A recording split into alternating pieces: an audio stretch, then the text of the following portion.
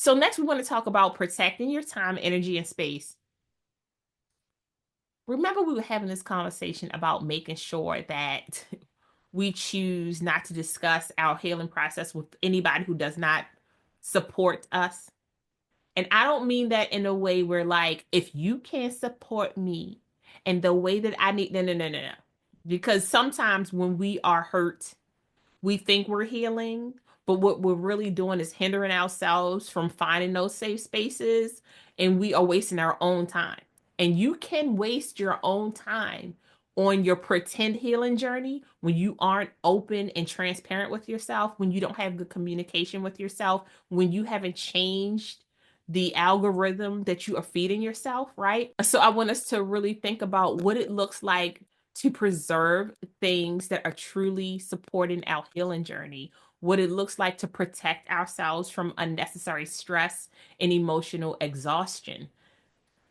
You have to learn how to set limits from people who drain you. You have to learn how to set limits when you are draining yourself. And you have to be very open to critiquing yourself and receiving criticism from people who are safe about how you're spending your time, how you're processing the grief that you're going through, what it looks like to be patient with yourself, what it looks like to have emotional distress, what it looks like to set boundaries and violate those, right? You have to have some checks and balances. That's why we always talk about creating community, finding safe spaces where somebody can really just talk to you in a very open and honest and graceful manner, and or if you just need some aggression out there to really help you figure out a way to align your healing journey with the journey that you're on, right? Because we have a mapped out plan of how we think we're going to heal, and then we have the honest, real life healing journey that we're walking on. And one of those roads usually are smoother than the other. It is probably not the one that we're going to walk on, is what I'm saying. So, learning how to protect your time, your energy, and your space really means learning how to set healthier boundaries from people, places, and things that drain you, but also remembering that we can be the people, place, and the thing that drains us as well, and just being very open about that. We also want to talk about encouraging compassion, self-love, and compassion. We're going to talk about acknowledging your emotions and giving yourself permission to heal on your own terms, in your own time, in the way that suits you best. You can listen to all the videos I put out there and not align with any of them, right? Then you can say, oh, I can follow this word for word. And or you can do what most of us do. You can listen and you'll take what you need, and there'll be some things that make you think more than others, other things that you just don't agree with. And that's beautiful because it means that you are present. You are very mindful about how you are healing and where you're going in this journey, which is so huge, right? Because boundaries teach you how to give yourself patience, grace. It allows you space to heal.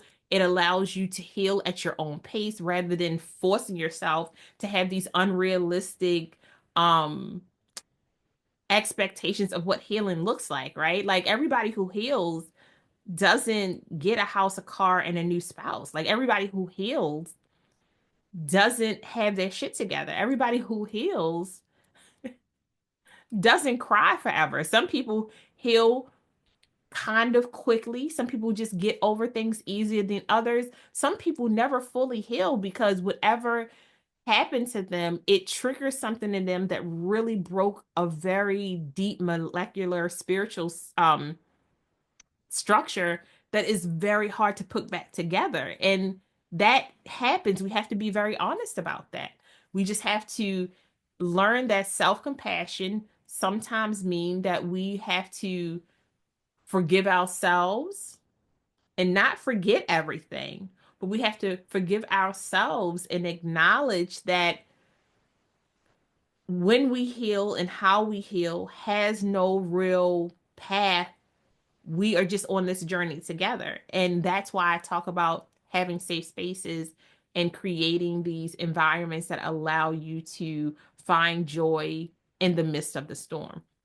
I also want to talk about promoting personal growth and transformations. You want to talk about challenging yourself, really being more aware of the resilience that you have in you, paying close attention to self-awareness, and figuring out what emotional independence looks like for you.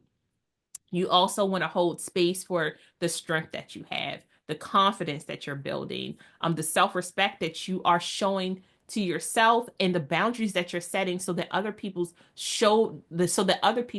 can also follow along with your independence, the self-awareness that you have, the resilience that you're showing, the strength and confidence that is growing inside of you, and see how you respect yourself and how they need to respect you, because if they don't, you're punished. Time out. We don't want to do that, right? You may realize that certain relationships no longer align with your values. Remember, I said at the very beginning of this is that you're going to lose some people. You're going to lose some relationships. And it doesn't mean that they're always going to be gone. Sometimes you guys have to grow apart in order to grow individually in order to come back together. That's platonic relationships and that's intimate relationships. And we forget that sometimes.